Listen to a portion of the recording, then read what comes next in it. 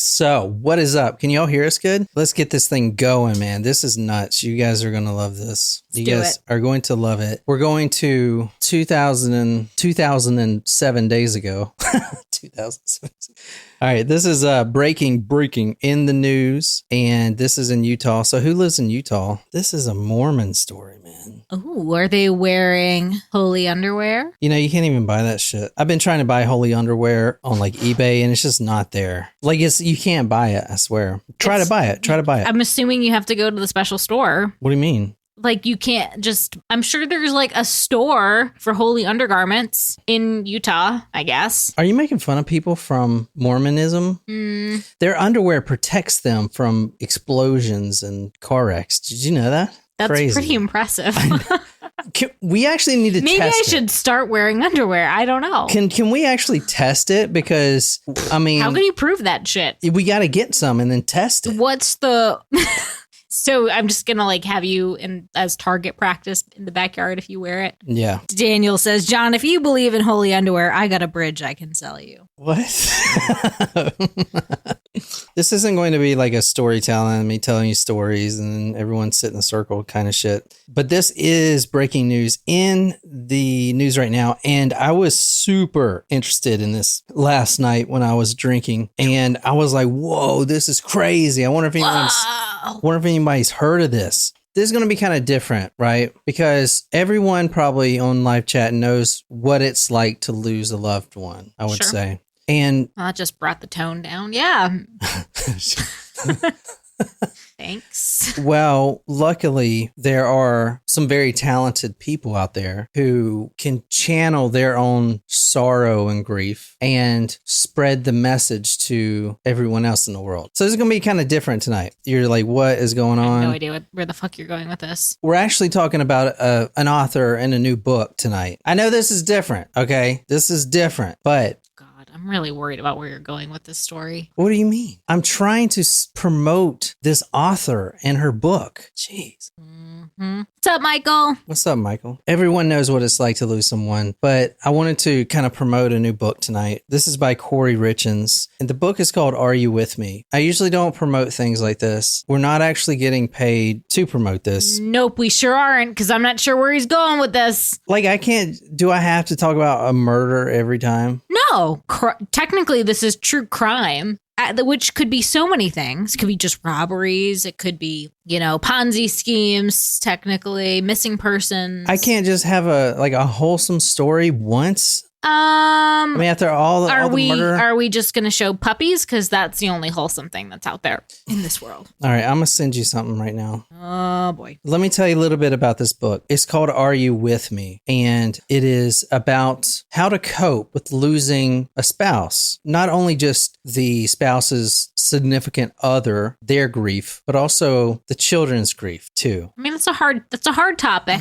I'm going to go, we're going to start me not knowing it, the fact that I don't know anything, and I'm just going to go benefit the doubt. That is a heavy topic that a lot of people experience and need help coping with. The more tools out there to help, typically the better. Although I say that, again, cautioning what this story's about. Who knows? I don't even understand what you're talking about. So I don't self-promote usually, but this book, Kouri Richins, she wrote it about a year ago from today. She lost her husband, and they have 3 kids together. So I wanted to do this story to kind of promote this book, I guess. And the book's called Are You With Me? You see the husband in the background there. Mm-hmm. And then this is one of the kids. Okay.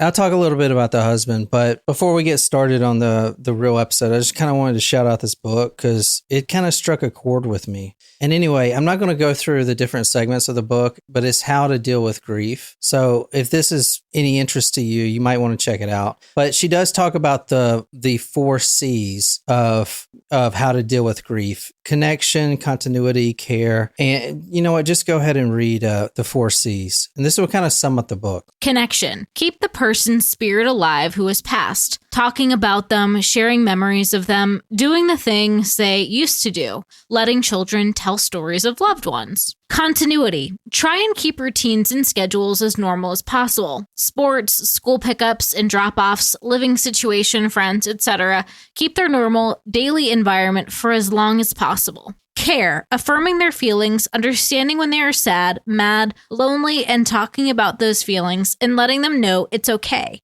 Don't try to change their feelings, but let them cope with the stages of grief with plenty of hugs, kisses, and empathy. Cover up. Make sure there is enough poison in your husband's Moscow Mule to kill him, and then write a children's book about grief. Oh, shit.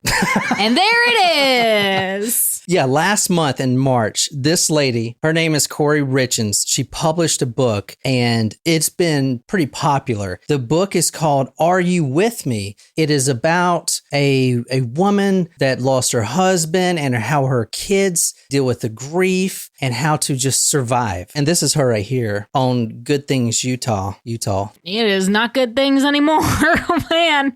I mean, all right. How crazy is this, right? She was just arrested for murder. How do we know that she poisoned her husband with her husband's Moscow Mule? I'll tell you. And that's why you had asked me if I wanted a Moscow Mule earlier today.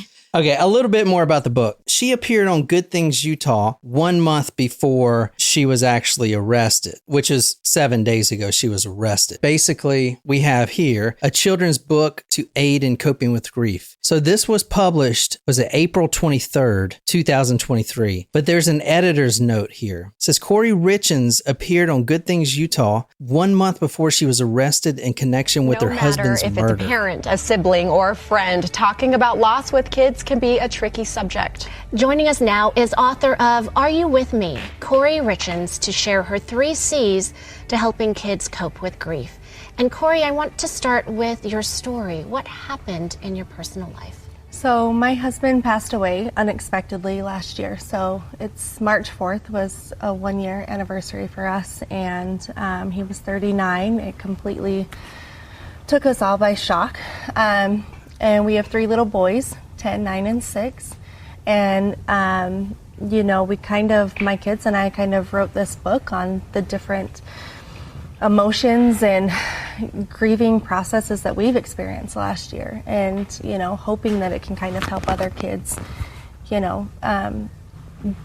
deal with this and kind of find happiness. No one's that audacious to write a children's grief book after killing their husband. So was this was she an author previously? I'm curious, did she murder her husband because she had an idea that she could write a children's book about grief and nail it? I mean, she's like an up and coming author, She's getting there. She's already pretty popular.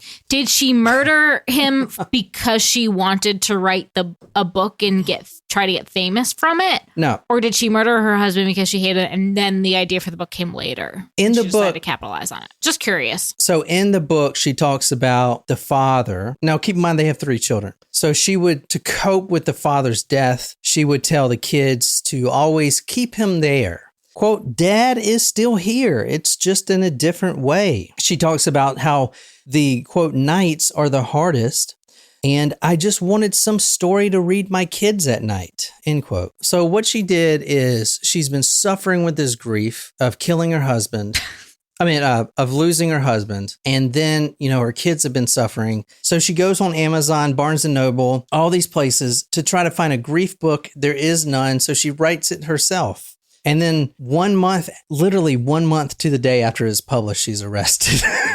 I spent about 3 hours of my life looking for it. I will pay someone, even if it's just a PDF, if you find it. It is nowhere yet. Really? It is nowhere yet. I know it was published, so people did download it. They're going to have to actually upload it. But as of now, you can't find this book anywhere. I've looked everywhere, man. It is not available. Amazon took it down. All the stores took it down. Is gone, because damn, wouldn't you be cool to have that shit on your bookshelf? Shit. I don't know if we view that in the same way. All right. So this is Kouri Richins and her husband. Now, her husband is Mormon. Has anyone heard of this? Is she also Mormon? We'll get to all that. Okay. Tell me right now in live chat, has anyone heard this case? This is in the news now. A couple of people said that they had they saw the name. Sydney says she heard about it. Brandon said that he suggested it. Bullshit. When? You did not suggest this? That's what he said. I'm going to go look. I don't believe it. I'm looking. No, I do believe you. Believe the best in people. I do believe you. No, you don't believe the best in people. I mean, granted, you do most of the research, all of the research on a true crime podcast. So, like, how can you believe the best in people? But Brandon, he sent you a TikTok, he said. There What? you have it. I can't open TikToks. And you didn't send me one, did you? Did he private message you one? Did he DM you? I don't know, man. Maybe you sent Karen Kilograph the Send TikTok. case request. Yeah. So what do you think so far? Let's go back. Let's give this lady the benefit of the doubt, okay? Because perhaps, and she is not actually appearing in court until the 19th of this month. So what, 4 days from now? Let's give Kouri the benefit of the doubt. Let's go back to the night when her husband passed away, because maybe she is grieving and maybe she's been set up. Maybe someone's trying to, bring her down. March 4th, 2022. It was 0322, which is what?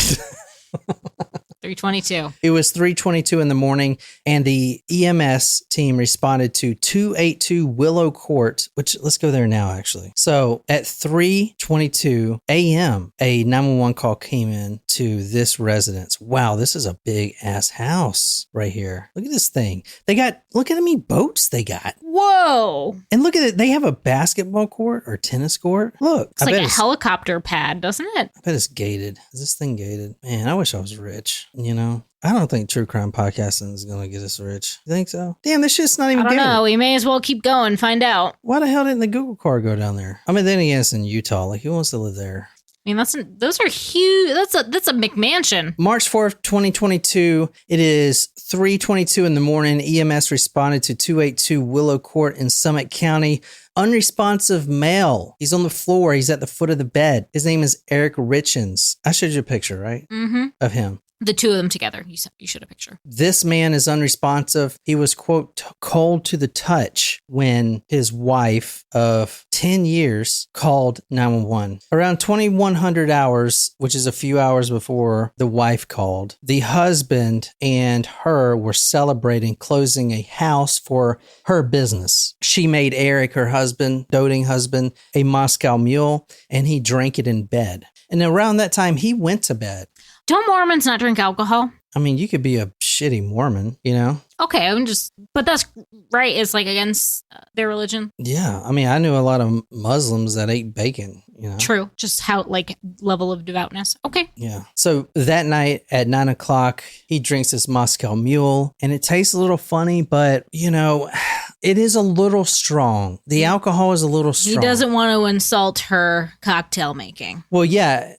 And I don't think he drank. I don't know if he drank all of it or not, because when you put 5 times the lethal dose of fentanyl in someone's Moscow Mule, I don't know if you can finish all that before you're dead, because that shit like kills you quick. 5 times. How much? That's just a little bit, right? 5 times the amount to kill someone. How is she getting a hold of fentanyl? Well, she has a drug dealer. All Mormons have drug dealers. It's in the holy book. I'm learning so much about the Mormon faith. So around that time, he obviously dies. Now, what she said is he goes to sleep around 9 o'clock. She goes into the room with her kids. One of her children has been having night terrors. So she sleeps in there with him and then only wakes up at 3 in the morning and goes back and, oh my God, he's dead. Now, the police, when they questioned her after this happened a year ago, they knew that she was lying about that. About her going into her kids' room? Yeah, because she said that she left her phone charging on her nightstand in the master, right? Mm-hmm. However, I mean, how do you think they figured that out with their phone? By if she maybe was checking her phone or doing other things on her phone at that time, like if she sent any messages or posted something on social media, maybe. So law enforcement, they checked her phone and they found that it was, quote, locked and unlocked multiple times. And there was also movement recorded on the phone. So she was going back and forth between the husband's room and the kid's room. And the phone tracks all that. Like your phone tracks all that shit. That new phone you got? I mean, so does this watch, but same thing. Mm-hmm. But you can turn it off, but it tracks you walk into different rooms. You know what I'm saying? Mm-hmm. I got to figure out how to turn that shit off because that is creepy as fuck. Mm-hmm. She had told her family for an entire year. Like, they just found out that she murdered him. They knew he was dead, but she told everyone that he died of a, quote, brain aneurysm. And she told one friend, quote, young people have those. Well, I mean, of course, if she's trying to get away with murder, of course she didn't tell her friends and family she murdered him. Yeah. All right, well, give me a motive here. Money. They live in a very wealthy neighborhood. So they have money. She wanted his money. So she didn't make her own money? Maybe not. Yeah, Wolfie said she needed writing material. She needed writing material. Dude, if you can find that book for real, that's crazy. All right. It's crazy. This is from her arrest report. Quote, following an autopsy and pursuant to toxicology findings from the autopsy, it was determined that Eric died from an overdose of fentanyl. Brandon and I were talking about that the other day. Like, fentanyl is the new drug to kill people. That's what I think why you heard this story or something, or he told you this story. That's what, didn't John reply to this saying fentanyl was his favorite murder method? I don't know. So maybe that's how you stumbled upon this case. The medical examiner indicated the level of fentanyl in Eric's system was approximately 5 times the lethal dosage. The medical examiner stated that fentanyl in Eric's system was illicit fentanyl and not medical grade fentanyl. It is also the opinion of the medical examiner after evaluating Eric's gastric fluid contents that the fentanyl in Eric's body was ingested orally. When Stella had her surgery in the fall, fentanyl was one of the... They gave her fentanyl? Those fucking little bastards. They gave him fentanyl? I think it was like to help either. It was for, I guess it was for the pain for the surgery when she first had it. I mean, I guess it's a good thing if you don't, like, overdose on it. Fuck, I don't know. Seems like everyone... But I did see that on the list of medications and I was like, is there an alternative to this? The husband had no prior drug use or anything. And this is from Greg Scortis, the attorney for the deceased husband's family. 39 years old, not any history of substance abuse, alcohol, drugs, had never been charged with a crime, never had a family history of addiction, never had even a minor possession of alcohol. He was very healthy and took very good care of himself. So I said he was 39. He was a basketball coach, father of 3, soccer coach. Good guy, I guess. I did say he's a big game hunter, but, whatever. Anyway. Not a fan. Yeah, not a fan. I think big game hunters deserve to be killed. That's just my opinion. So I think they should... No sympathy here for me. Because you can kill an animal, innocent animal. Well, I understand that a lot of people hunt in like areas of overpopulation and things like that, but I'm not a fan of like hunting rare there's animals. Photos of him hunting shit that he's not gonna eat. He's gonna hang on his fucking wall. Like, these rich people fly to the freaking Sahara to do this shit. It makes me fucking sick. I think everyone who's a big game hunter deserves to die. Well, yeah, I don't know, fuck. I'll probably not put that in the podcast. The attorney said, quote, and in fact, he told some family members that if something ever happened to him, to check out his wife to make sure that she didn't get away with something. He felt that she was trying to kill him. And in retrospect, he appears to have been right. So Eric was independently wealthy. He owned this masonry business that was started in 2009, and I guess it was really successful. He owned it with a partner. It was a C&E stone masonry. He owned it with a partner, Cody, and I guess they were really successful. You saw the house they were living in. Gorgeous house. Yeah. So you think the money's motive? Yeah. You think the money's motive? More money, more problems. You think the motive is money? What does everyone else say? Is it, and the house did it for you, right? I mean, it looked like it had a freaking helicopter pad. Yeah, that is true. What's up, Courtney? What's up, Courtney? Kouri started stealing money from her husband in 2016. So they got married in 2013, and she was not well made when they met. In fact, try to take a guess where they met. She was a cashier at one of your favorite places of all time. Are you being sarcastic or serious? And it's kind of a place where doers get things done. Home Depot. This is the second... We were just there last night buying a whole bunch of things. Dude, this is the second Home Depot killer. Yeah, Isn't that crazy? that is crazy. Because remember I can't remember her name, Alyssa Busa Sampe or something? Yeah, he wanted to take her to like a wedding and she didn't. Yeah, the quid pro quo. Well, so he was Quid pro quo. this guy that we're talking about was a manager at Home Depot. And now Kouri had been a checkout girl at Home Depot when they met. So they met, got married in 2013. Okay. He would go in there because obviously he's a contractor. He's a mason worker and he would go in there all the time. Got it. And actually, there's a interview that one station did about Kouri's coworker, an older lady. She's the one that hooked them up. So kind of... Like, oh, he's cute. He shops here all the time. Exactly. Yeah. That's exactly what it was. He must be successful. He's a contractor. Yep. I don't understand this, man. When you get married... Go on. No, all right. Our anniversary is next week, you know?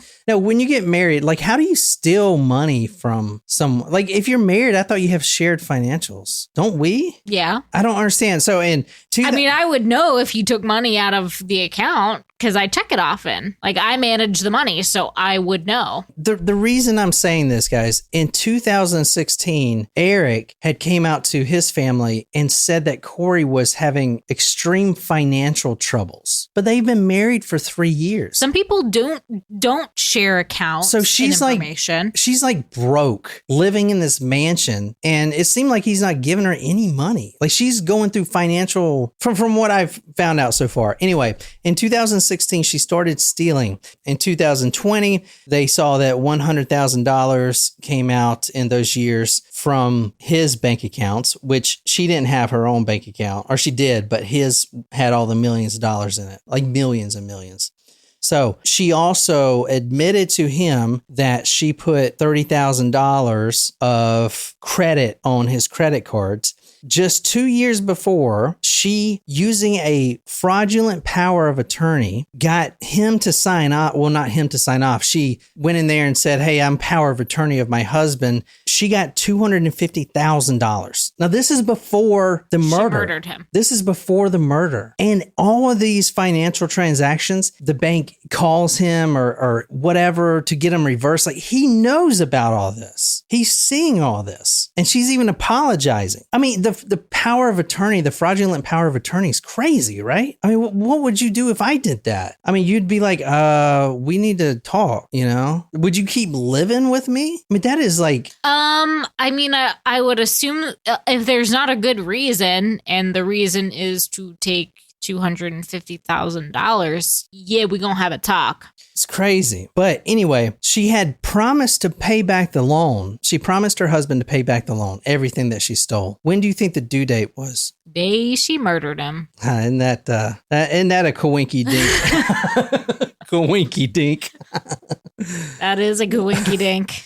All right. We should have saved this episode for our anniversary next week. Why? I'm just kind of teasing. I don't know. We need to do a romantic murder, like a Carl Tanzler for our anniversary. Here's a couple weird things. Well, not weird. I guess if your wife is stealing your money behind your back, you would do the same thing. But he had a life insurance policy and a pretty big one. However, his business partner, Cody, the other guy in his masonry business, was the primary beneficiary of that life insurance policy. So she knows that. And in January 2022, she actually logs into his account and changed it from Cody's name to her name. And then the life insurance company, they immediately get on the phone with Eric, and now he knows that she did that. This is a year before he died. Holy shit. Oh my God. I mean, the minute you know that that's changed is Crazy. The minute you should just hire a bodyguard because she gonna kill you. Why do you think she needs all this money?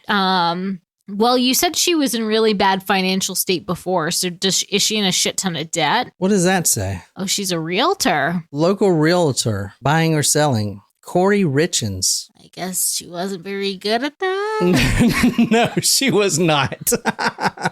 And he's in the masonry business. You would think they would be complementary to one another. Money is the motive here, but there is a specific reason if you want to try to guess what that is as we go through this. But it's not just money. It's something else. She had a celebration the day after she murdered her husband, and she was celebrating something. Jesus Christ. I know this woman. What the fuck could she be celebrating? This woman just has. Was it like her kid's birthday or something? Because otherwise, I don't know. This woman has like no shame. How did it take a year for her to get arrested?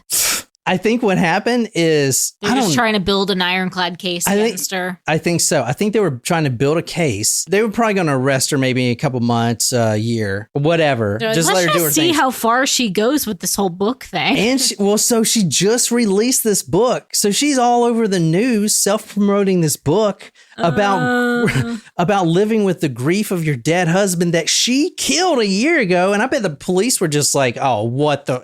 Are you serious?" They were just like, keep going. Keep it going. We're going to put you away for life. I mean, who the fuck does this, man? Lauren's guess, was she engaged to somebody else? No, there is rumor, and I haven't validated it yet. This is a breaking news case, but I've seen it everywhere that there's an affair she was having. Maybe even he was having. I couldn't find a name yet or anything else. We do know that those text messages, we don't know who they are to. We know they are to the initial C.L, so I don't know who that is. All right, check this out. Because this is kind of what your mom did to me. They get married in 2013. Oh, it's such a beautiful wedding. He's rich. She is just living the fairy tale. This is Cinderella. She was not poor, but she was not making hardly anything, driving a beater, working at Home Depot where doers get things done, which is the perfect motto for this case. She's working at Home Depot as the bag girl. And the friend that I was listening to an interview with, she said that Kouri was a type of person who she was content being a bag girl. She didn't think she could handle the responsibility of going up the chain, being a manager, stuff like that, if that does anything. But now she meets this man. They get married, this beautiful wedding. They travel everywhere. There's photos of them all happy, smiling. But on that beautiful wedding day, Eric's mother comes up to her new daughter-in-law, says, "Congratulations. It's such a beautiful wedding. You're going to be so happy with my son. Can you just sign this prenup here?" This prenup that she signed stated that all of the assets in her son's marriage to Kouri would stay separated. However, there's a caveat. Unless he died? Unless he died before her and they were still married. Now, here's a little kick in the cunt because she didn't know this. She only found this out last week. She who? The killer. Killer, yeah. Yeah, Kouri. She just found this shit out. And she's probably more pissed about this than getting caught. She didn't know. But because, all right, all she's got to do is get rid of this dude. And if they're still married, she gets, and I'm talking about a substantial amount of wealth. Right. Like the holdings were 4 million around, that's how much he's worth, 3 or 4 million. Mm-hmm. All right. So, but she didn't know until recently that he actually transferred all of his assets, everything that he owned, to his sister in a trust account. So now it won't automatically go to Kouri because her sister-in-law is the beneficiary of everything. So basically, Eric was worth nothing. He was so scared that she was going to kill him and that she has poisoned him at least 5 times before. Even once on Valentine's Day. And then he told his friends and his whole family that she's poisoning him. Anyway, oh my God. I know, right? I mean, what the fuck? I mean, this guy should still be alive. I mean, I don't know, man. Like you poison someone once and I mean, that's it. You poison me? Fuck you. I ain't ever eating your shit anymore. I mean, and she poisoned this dude over and over and over. That's called love. That's called being in love. Right? It's called being married. That's something. All right. So she didn't know that he had already transferred all his assets to her sister. He also, like I said, made his business partner the life insurance holder. From ABC4, quote, "When Eric passed away, Kouri set forth a claim totaling $3,641,549.28 of Eric's money. According to the claim, Kouri's premarital agreement guaranteed her a $2 million ownership interest in Eric's stonemasonry company. She claimed the additional $1.4 million for their family home, mortgage payments, construction costs, and personal property." So he dies. She celebrates. She goes and tries to pull off this money. But then the sister gets a call. Her sister-in-law, Kouri Richins, the sister, Eric's sister, gets a call. So she files a petition to disqualify Kouri because she committed a, quote, disqualifying homicide of her brother Eric, thereby forfeiting all benefits under the estate, revoking any disposition or appointment of property in any instrument signed by Eric, serving any rights as joint tenants. It's basically, she's saying that she killed her brother right there. It says disqualifying homicide. Isn't that crazy? Yeah. Nuts, right? The drug dealer. She had bought fentanyl from this guy who's unnamed now, but he's been arrested for multiple drug-related felonies. She initially bought fentanyl, quote, for an investor who had back injury. According to Kouri's arrest warrant, after buying fentanyl the first time, she went back to the dealer. 2 weeks later, she goes back to the dealer and she asked for stronger ones. But the exact word she used, because you remember she poisoned him the first time with fentanyl, it didn't work. She wanted, quote, some of the Michael Jackson stuff, end quote. Oh my God. Is this not the craziest shit ever?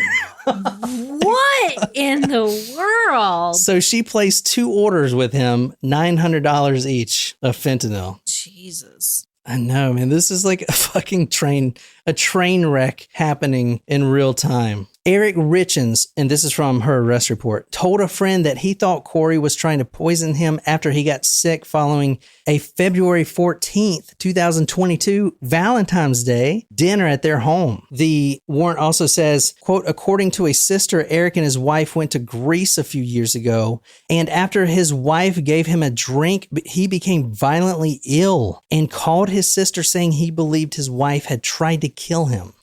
Isn't this just nuts, dude? Yeah, I'm really bummed that he wasn't able to get out of the marriage or find a way out. Oh, he could have got out. He's rich. He could have just fucking left, took the kids and left.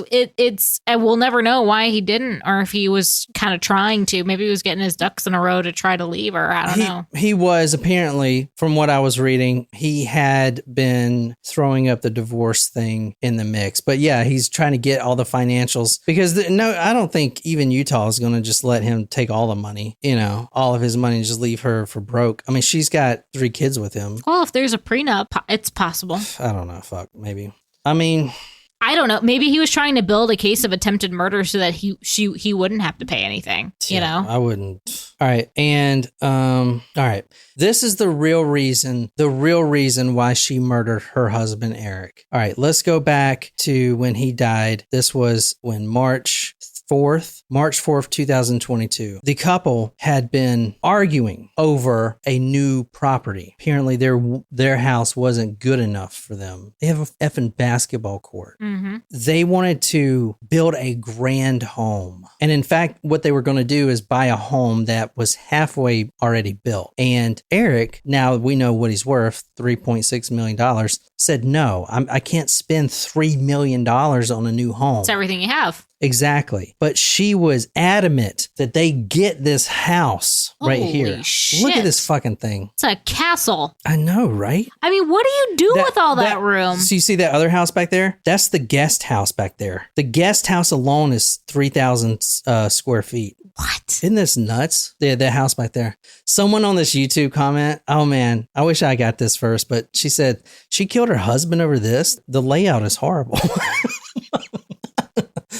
I mean, look at this shit, man. Monstrous. I know, right? I mean, it's got, look, there's a locker room that goes into a basketball court. Let me show you the basketball court. I mean, so she wanted this bad. And then he was the final decision maker. And he said no. And she said yes. I mean, that's just a... And that separate house is the guest house? Yeah, that's the guest house, dude. Oh my God. that kind of makes you like a little sick, doesn't it? Yeah, it makes you really fucking sick. I mean, the guest house is twice the size as our house.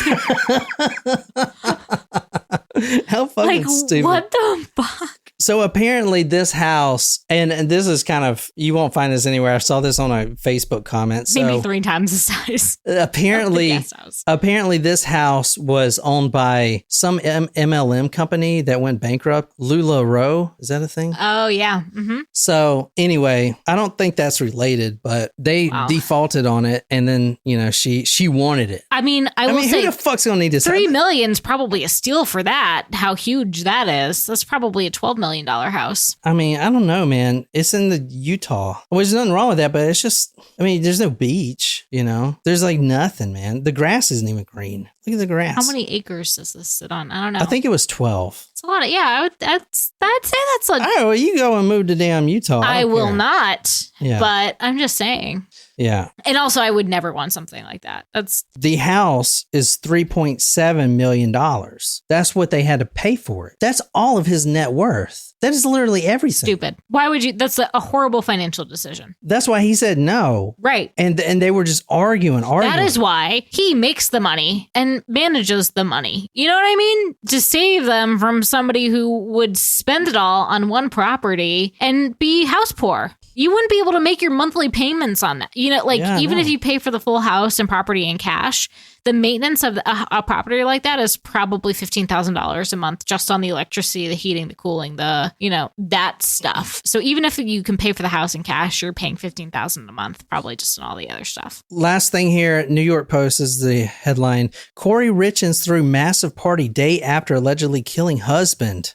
So, what do you think the party was for? It wouldn't be because she just closed on that house, would it? She closed on that house the day after she killed her husband and then threw a party and even invited the husband's family because the sister, who had all the, was the beneficiary. I mean, wasn't the family like, what the fuck? Wouldn't they have known immediately? Yeah, they have been. They've been trying to get law enforcement to do, to go with this. And then all of her shameless self-promotion with this book. I mean, it was driving them nuts. Wow. But she invited the sister-in-law to this party. Your brother just died 12 hours ago. And now she's throwing this party because she decided to close on the house by herself. I mean, it's just like... when she actually had no access to the funds.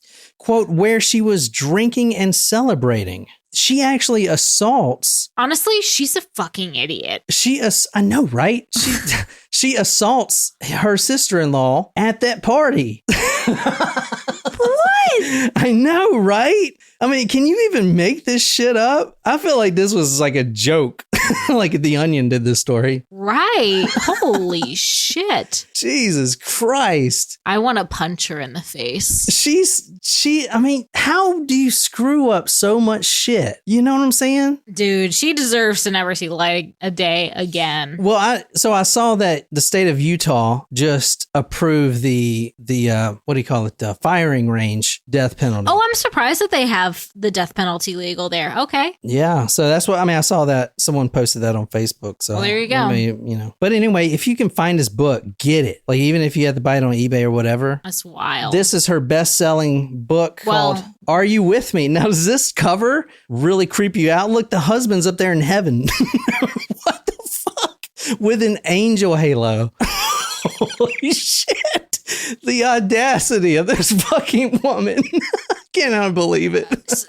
Someone had mentioned earlier that you usually have an affinity for the lady killers. What's your sympathy level on this gal? I don't know, man. Because, so I have an affinity for, like, Shayna Hubers. She was, from my opinion and my research, the guy was cheating on her and kind of hitting her. Maybe not hitting her, but pushing her around. And she just snapped. Like, those are the women that I want out. But with this woman, I don't know. I'd probably give her 15 years, 20. What? See, you're a softie. You are such a softie when it comes to that. You can't put her in prison Lock forever, her up, man. throw away the key. Yes, you can. I don't know. It's 4 counts of attempted murder, embezzlement, fraud, multiple counts of fraud, technically, because she did the fake power of attorney, the wire, like any sort of stealing from her husband initially. Yeah, but hold on. If that was in 2016, there is a statute of limitations. Oh. It is for the fraudulent stuff. You know I'm right. Depends on, I don't know what the statute of limitations. 7 years, I'm pretty sure, right? I don't think so.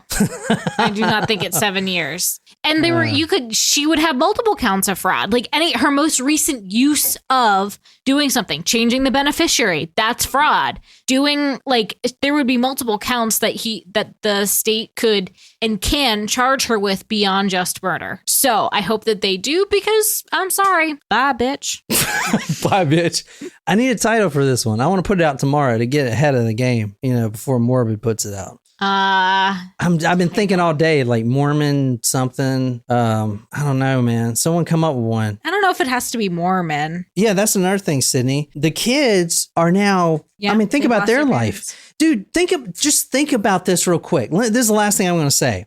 She used her kids, that came out of her body. She wrote a book because they were grieving for a year. And she still are. And in the interviews, if you watch the interviews, she talks about, how the nights are the worst, and she just tells her kids, Daddy's here. He's just in another form.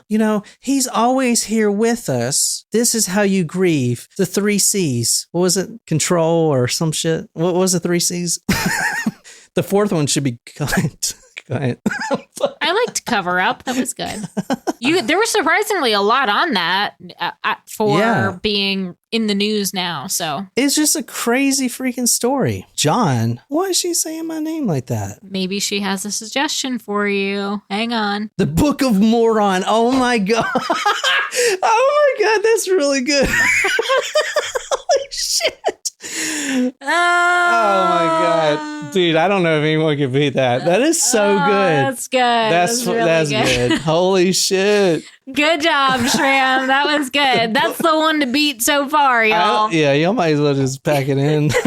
Yeah, even Brandon goes, actually, that wins. Holy shit. Well, I'll message you later and see what you want. I got a bunch of cool stuff in. We got to get on the prizes too. I got to post them on a website or something. I got a bunch of cool stuff in. I have some autograph pictures coming in from we got to do some pictures when everything comes in so people know what prizes they can pick from. Yeah, but I have I bought on this autograph website that I guess they contact these authors and buy a bunch of, or get them to sign a bunch of pictures.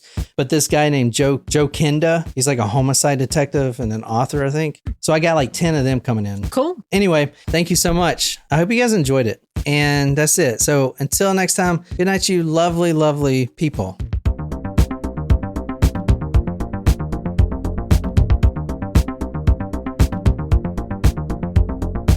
Bye, bitch. Bye, bitch.